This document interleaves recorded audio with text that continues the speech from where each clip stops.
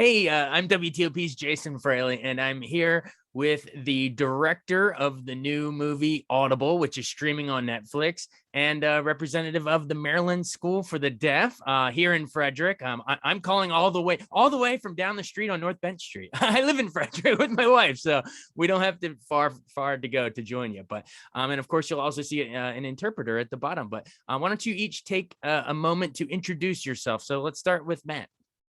My name is Matt Ogens. I'm the director of Audible. And let's go to Jennifer next. Hello, everybody. I am Jennifer Yost Ortiz, and I am the current interim Chief Educational Program Officer at the Maryland School for the Deaf, serving both campuses. And Anna, do you want to introduce yourself as the interpreter? Just Anna Rose, the interpreter. Great. Thank you so much, all of you, for joining us here. So we should tell our listeners and our viewers, because it's Zoom, that we're talking about Audible. It's a new, it's a short film, and it's up for the it might be up for the Oscar. It's Oscar-shortlisted, so we'll find out if it's going to get nominated in a week or two. But my wife and I watched it the other night, and we really enjoyed it. It's about 40 minutes, so listeners, turn it on and just enjoy it. Matt, let's start with you since you're the director. How did you come up with this idea? I know you're from Maryland. You were a local guy, but when did you first hear about this dominant streak of this football team at Maryland School for the Deaf? For many years. Like you said, I grew up about 30 minutes away from Maryland School for the Deaf in Frederick. Family's still there. I go there multiple times a year. But also my best friend since I was probably 7 years old is deaf. Still my best friend. And so I had a bit of a window into the deaf community and saw that there was not much deaf storytelling and content in films. Or often it would be sort of the conventional about and not through characters.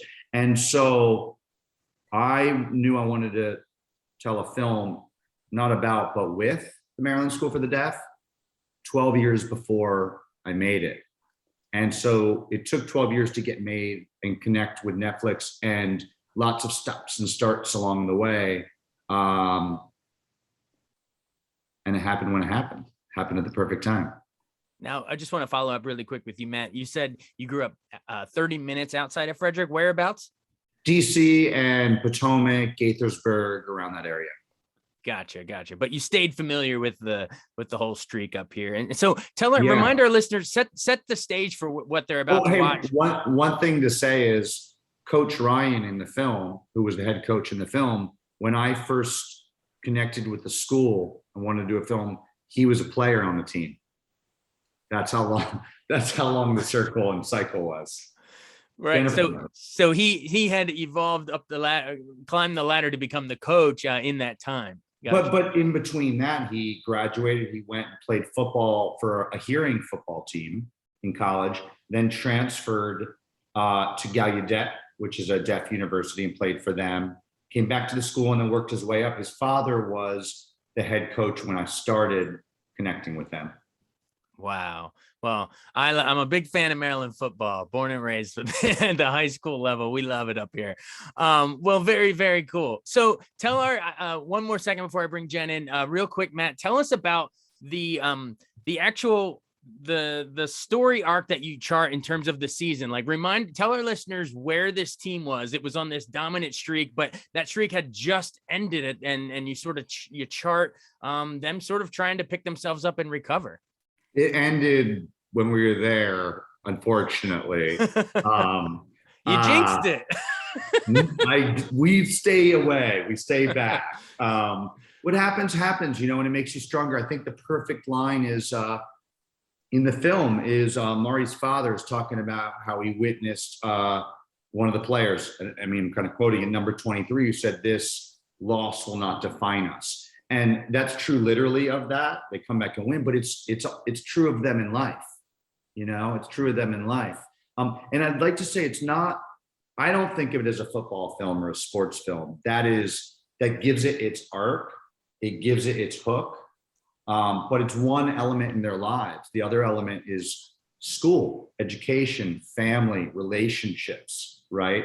Football is just a great, and sport is just a great metaphor for the ups and downs of life. Each game is like, tells a story, right? Even in the film, they come back from that loss against a deaf school to come back and win against a hearing school at the end of the season. And I don't look at them as really great football players for being deaf. They're really good football players. They also happen to be deaf. There's a really big difference. Really big difference. Proven by their record, proven by playing deaf and hearing schools for many, many years. I mean, totally. And some of the fascinating insights into that world that I didn't even know about, hitting like almost like a drum or like a gong so they can feel the vibrations to start the play. The idea that maybe one of the coaches says that our senses are heightened and other senses are heightened. We might be able to see a play developing better than maybe someone else. So that, I just was fascinated by that. So Jennifer, let's get you in here. So tell me a little bit about the history of the Maryland School for the Deaf. I grew up around here, so I've always been familiar with it. But when was it founded? How did it become such a leader nationally in, for the deaf community? Sure, Jason. Thank you for asking. So MSD has a really rich history. We were founded in 1868, and we have 2 campuses in the state of Maryland, one located in Frederick, where we just celebrated our 150th anniversary a few years back. And then our second campus is located in Columbia, Maryland. And they actually will be celebrating their 50th anniversary this upcoming fall. We are a state-funded school. That being said, we're also free for all deaf and hard of hearing students throughout the state. They do not pay tuition. We are fully accredited, and we serve students birth to the ages of 21. And right now we're serving approximately 450 students, almost, again, from all over the state of Maryland, every county. American Sign Language is our language of instruction, and it provides for our students the ability to have direct access to their education, to instruction, and more importantly, to those incidental learning opportunities. Can I? And about 90, sorry. Oh, I just thought you were done, Jennifer. I wanted Jennifer to say something because you might not ask. It's something that I didn't know that I witnessed when I was getting to know them is the kids, the little kids that are brought in with their family that, they've just learned their child is deaf or their child just became deaf. I think it's a really important part of it that you wouldn't necessarily see in my film, but it's really special that it's, kind of from birth. But sorry to interrupt, Jennifer. I apologize. No, not at all. That's okay, Matt. I really appreciate that addition. Yeah, absolutely. We have about 90% of our teaching faculty that is deaf, and we use a very rigorous curriculum, the same one that's used within the public schools. And both campuses are very, very nearby to Gallaudet University. They're very close to DC. They're within the DMV area. So in general, it's a very deaf-friendly environment. And I think that's why we attract so many deaf and hard of hearing students throughout the state. So do you find, Jennifer, I want to follow up on that. Do most of the students come at a young age and go all the way through to age 21? Or, I guess people can kind of transfer in at different ages. That's actually a fantastic question, Jason. So we do have many, many students who start with us as infants. Okay. Now, typically they come from deaf families who are already familiar with the school, of course, and know how important it is to have that direct access to language. Now, those who are referred by individuals who are supporting full access also come early. We also have many, many students who transfer in at a variety of different ages.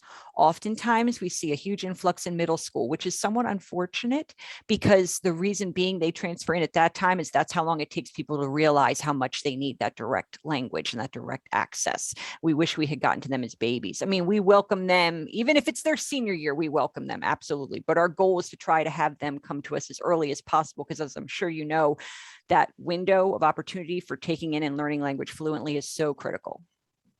Great. And then in terms of the sports, the athletic program, go Orioles, right? How does it work in terms of scheduling who your opponents are? Are in the film, in the Netflix film, they there's mention of oh, this was a hearing team, this was a deaf team. How do you go about like which other schools are you playing against? Is I guess my question.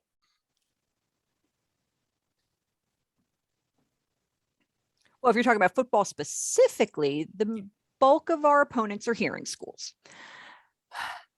Deaf teams tend to play against a deaf team. It tends to require travel. So we might only have the opportunity to play 2 deaf teams per season. One is an away game and one as them coming to us. And then, we will typically take turns. Sometimes we have 2, sometimes we have 3 schools that we play against in a season, but it's typically hearing schools. We're always trying to add some deaf games because, of course, that peer-to-peer competition is always fun for our students. Right.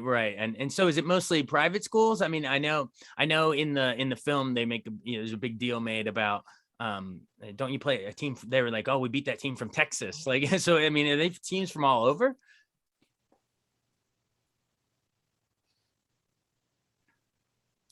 Well, when it comes to the hearing teams, it varies. Some are private schools, some are public schools, believe it or not. Some are small in size, some are large in size in terms of the public schools. Now, when it comes to the deaf schools, we play against state schools, mostly schools that are similar to us. There's a school for the deaf in almost every state in the United States. And it very much depends on if the team plays 11 or 8 or 6-man football. That's really the deciding factor. So our schedule changes as the availability changes out there of teams to play against.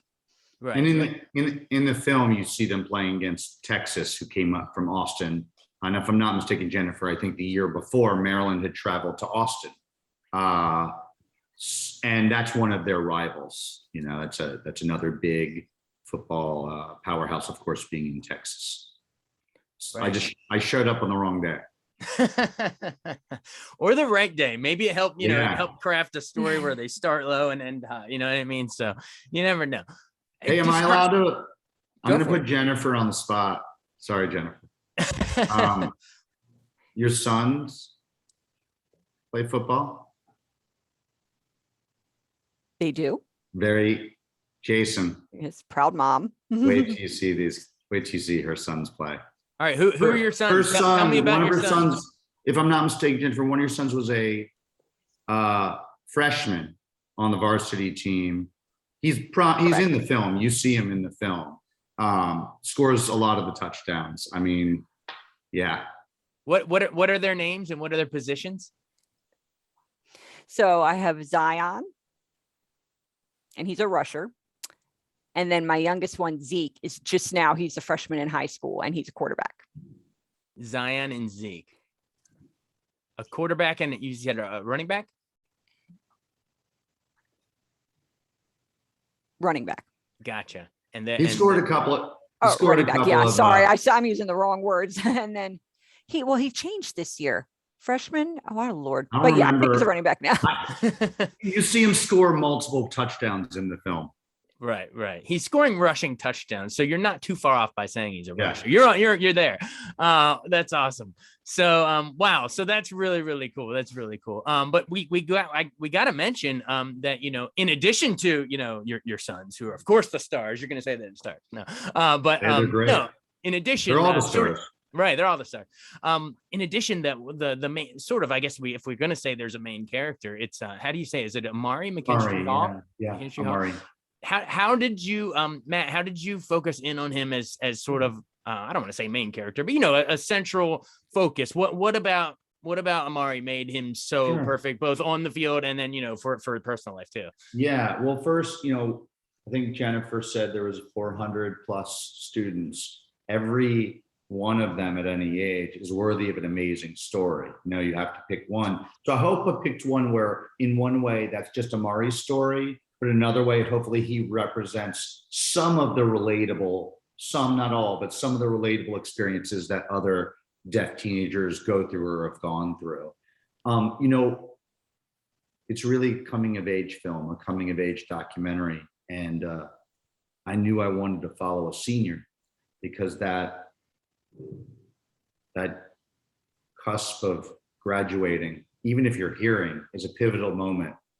But imagine if you're deaf and you're in this beautiful utopia of Maryland School for the Deaf. And yeah, you might go to Gallaudet, which is a deaf university, but you're going a little bit more exposed, a little bit more into the hearing world. Now, I've witnessed how much like people like Coach Ryan and the teachers, everyone at Maryland School for the Deaf, the administration does their best and does a great job preparing them. Coaching football is not just about winning. It's a metaphor for life in the film, but also for them, right? Preparing them. So, and you see that, hopefully Coach Ryan talks about that. But I had to recast every year. Remember, it took over 10 years to get made. So if I wanted to follow a senior, they graduated, right? Right. This isn't Boyhood. Or in a way. Yeah. But I didn't get to make it till about 12 years. Right. I'm glad it took that long. And I hate to be cliche and say things happen for a reason, but this is why I love it. Because I think Amari, and again, every kid there is worthy of an amazing story, is I liked he's unique in that he was not born deaf. He got meningitis around 2 or 3. And I didn't even probably consciously decide this, but remember I mentioned my best friend who's deaf. He wasn't born deaf. He got meningitis at the same age as Amari. And so I thought that was interesting because you have that tension of being in a family that isn't deaf. And sure, they're getting better and better at sign language, but it's still not the same access to communication as being on campus at Maryland School for the Deaf. And here's why.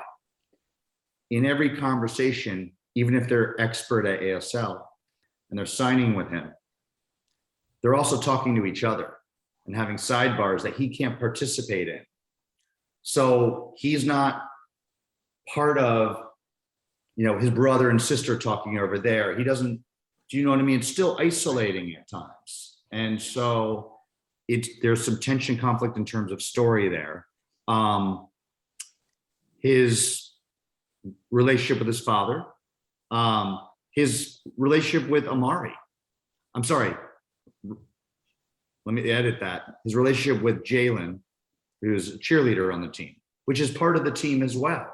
And Teddy, and I don't want to give a spoiler alert, but Teddy is very much a character in the film and a catalyst. And I think you could take some great lessons out of a tragedy, Right, because without giving too much away, I said we want people to watch it. Let's just say that Teddy had some struggles leaving the deaf school into the hearing community and got picked on at a hearing school, and that we won't give away, but the film grapples with a lot of these issues of being in this bubble and then having, I think they even call it a bubble in the movie, and then either going to a hearing school or going to college and the world. Yeah. I mean, look, I'm not a doctor, and like Teddy's father says, it's not black and white. That's not the only, there's other stuff going on, of course. Sure. And I'm not the appropriate person to diagnose or anything like that. But, like Jalen says at the end, his confidence about being yourself, that can apply to being deaf. That applies to being deaf is what he's really talking about, not just being gay. And Jennifer can stop me if this is incorrect, but like one thing, because I learned way more from everyone at that school than they could have possibly learned from me. I just hope we were a conduit to tell their story. I didn't want to tell my version of their story or an observational story. I spent 10 years talking to all of them till they trusted me to invite me in. Is that being deaf isn't a disability. It's a community and it's a culture. And what Anna right now is doing is interpreting a language. Yeah. It's just a different language. Just a different language. What's the problem? Matt. What's the problem? You know what I mean? Yeah. What's the problem? Exactly. We're all here doing it. It's great.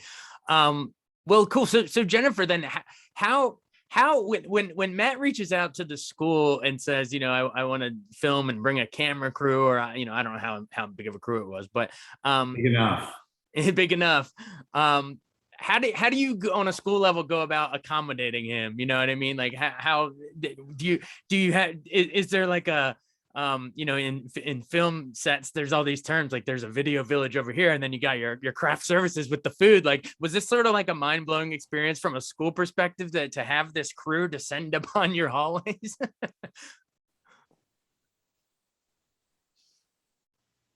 It was actually a great experience. Like Matt said, they learned a lot from us and vice versa. We learned quite a bit from them as well. I mean, and I thought we were very complimentary to each other. They were willing to teach us a lot of things about the film industry, which we were not privy to. And they had to learn how to navigate working with an interpreter and interacting with the community. And of course, filming in a school setting causes a lot of distraction to students. But I think, really, to be honest, both groups worked very hard to minimize those distractions. It was a very exciting time. We as a school felt so honored. And it was an opportunity to spotlight our school and at the same time try to still maintain a regular academic learning environment and, continue with our regular programming, our athletics, so forth and so on. But I thought we worked together fantastically. In the course of the process, there were a lot of little things that, we just didn't realize all the nuances involved with creating a film, I think. And then for us to, at the end of it, sit back and watch, it's a really great way to reflect on all the work that we do that sometimes we don't think about. Out of school, we work so hard every day, and the students are trying their best every day. And to have the opportunity to sit back and view that, wow, we're just so proud of everybody. And we recognize what we do is so important and trying to do the best that we can for our deaf and hard of hearing students.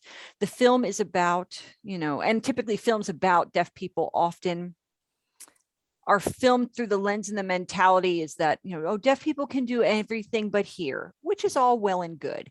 Matt and his team, I think, did such an exemplary job of spotlighting our culture and our language and our norms. I think often when people look at the Maryland School for the Deaf, they might have a kind of limited scope of or vision of what that means. And in the movie, I think, well, I hope that it gives people who watch it, it expands, I think, their frame of reference and changes their perspective on what it is to be deaf and hard of hearing, of what ASL is, of what sign language is, and how important direct access is for students. I mean, our kids are the same as any other kid you'll see out there in a public school. We use that public school curriculum. Like I said, we provide them with many, many opportunities. We have things like an academic bowl and sports and drama. They have conflicts. They have their own drama. They have everything that they go through. We have a homecoming game. We have a homecoming dance. So what's the difference? The only difference, like Matt said earlier, is that we use a different language, and we have some differences in culture. Yeah. Ironically, I think the film, ironically, I think the film, it was in the fall of 2019. And then in the following March was when we locked down, of course, for COVID so we never had a chance to watch it together as a group. And then when I watched it again just recently, I realized that, that was also the last documentation of our pre-COVID days. Really, to be completely honest with you, we haven't had a homecoming dance since then because of the pandemic. So we're hoping to bring it back in the upcoming fall. But that movie also gave us a lot of memories and a lot to look forward to when things get back to, that no mask time that we're all looking forward to. Like you said, in the film, it mentions a bubble. And I understand that perspective, that we could be seen as a bubble. But we don't only prepare them for the future, we also prepare them to become self-advocates, to be confident, to be proud of their identity, which they're going to carry throughout their life. They are going to address a lot of different challenges no matter where they go. And I think the movie was more than just a story. I think it's making an impact on so many levels in both communities. Yeah. Fantastic. She said everything I would have said. And everything I was going to say. No, I think it's a great point that, that it was filmed in 2019. It was in I call it the before times. And we edited this whole thing and did all post remotely and virtually in the pandemic. We couldn't be in the same rooms. Wow. Yeah. Wow. So yes. And so for all you Orioles at the Maryland School for the Deaf, it's you know, your what life used to be like, sort of frozen in time on screen. And for Matt, it's sort of a reminder of what filming was like before everything locked down. So yeah, it's wild. Yeah. Matt, aesthetically for you, putting together, as let's put on the filmmaking hat right now. You know, visually, I love some of the stuff. Like there's that shot with like the player hitting the tackling sled with like the sun kind of coming through, like, and like the glare a little bit. But to me, the really thing I want to ask you about, the most impressive I thought was the sound design, where well, we also saw that movie Sound of Metal a couple years ago, and then of course Coda this year dips the sound out a little at the end during the climax. But for you, how did you go about crafting that sound design to try to put us, the audience, in Amari's shoes, where, you know, the sound will drop, for lack of a better term, will drop out for us, the hearing viewers too? Yeah. So I knew that I wanted to make sound a character in the film those 12 years ago. Not exactly how, because I wanted to collaborate with people in the film about that, not just the sound designers, because I have to make it authentic, right? So I knew, you know, it's a film in some ways about sound and about senses in some ways. So at least on the surface. So I wanted to, of course, convey to a hearing audience who could never know what it's like to be deaf. That's not possible. Even if we put something over your ears, knowing you're going to take them off is different, right? You know?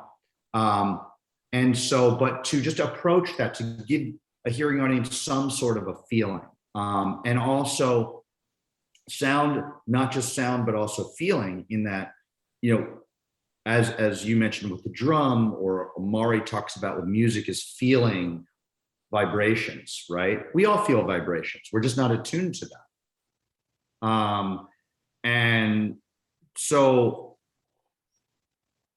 going for those bassier, lower, distorted sounds. So if someone that's deaf turns up the volume, they might feel it. Certainly someone that's hearing, and just to make sound, to make you feel like it's present. So having that spectrum from silent to very saturated, vibrant sounds and everything in between, because being deaf, it's not all, you're either fully hearing or fully deaf. There's a spectrum. You know, my best friend is 100% deaf, but there's levels, right? And so I also didn't want to treat, there's nuances in being deaf.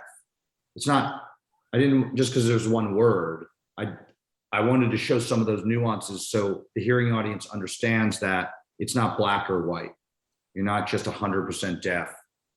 And, you know, as Mr. Tucker, who was a superintendent at the time, told me, like, it's not a silent world. Go in that locker room before the game. Right. That doesn't sound so quiet. Right. And I love that it was opening to me, or educational. They flash the lights to help get pumped up for the game too. It was excited. I wanted to go out there and start, you know, scraping down the line and making some tackles with those guys. Me too. You captured it. I've been in a lot of those locker rooms over the years, and it never gets old. It really doesn't. Well, cool. I know Zoom is flashing the old, 10-minute warning on our call. So let's pivot really quick to the to sort of the festival circuit here. I know, it played AFI Docs, the movie did, right? How did you get distribution with Netflix? Was it always a Netflix original? Yeah. They funded it from the start? Okay. Well, not over the 12 years, but when it came together in Amari, and here's the character, this is the year to do it. I feel it in my gut, because we didn't always know. Mr. Tucker over the years was like, it's not going to happen. And like, it just happened. You never know, right? I just kept at it. I knew there was something there. So we brought it to Netflix and collaborated together at the start, before production in 2019. Yeah. Made it 2019 into 2020 and came out in 2021 and played at AFI Docs and right there in Maryland, and Hot Docs in Canada.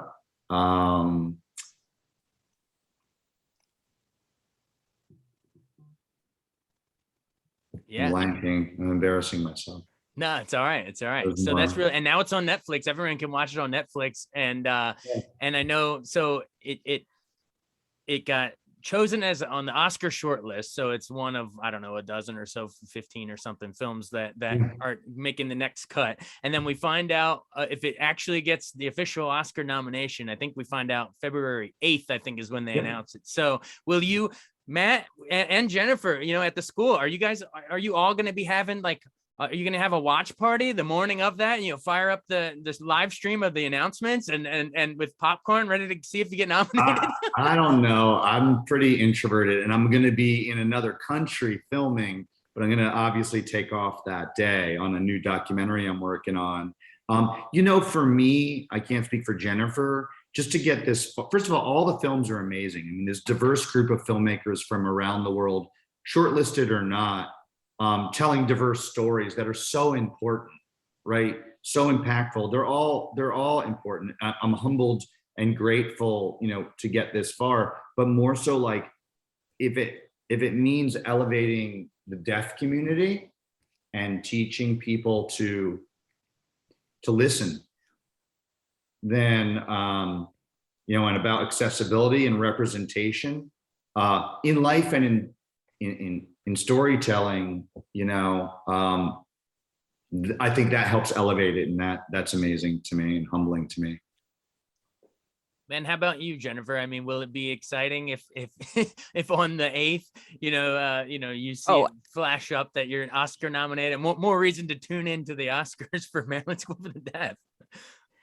Absolutely. It is very, very exciting. Like I mentioned, we never missed the opportunity, and we did miss the opportunity to come together and watch it when it first premiered. So of course, we're going to do something. We're still going to require social distancing of 6 feet. We're still going to require masks and things like that. We will work out the logistics, but definitely we're going to do something because we're very, very excited.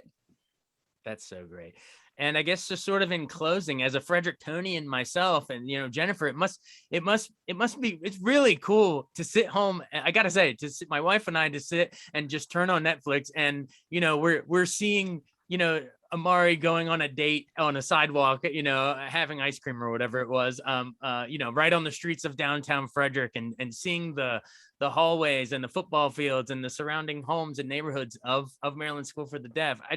It's so cool. So just speak to that a little bit, Jennifer, about how, it's good promotion for the school and for the city of Frederick.